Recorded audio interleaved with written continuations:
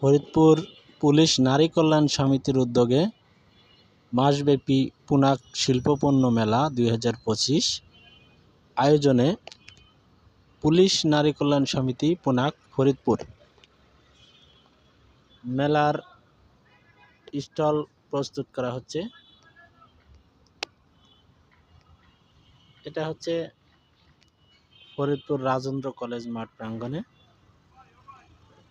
মেলাটি 1 মাস ব্যাপী ফেব্রুয়ারি 1 তারিখ থেকে শুরু হবে মেলা।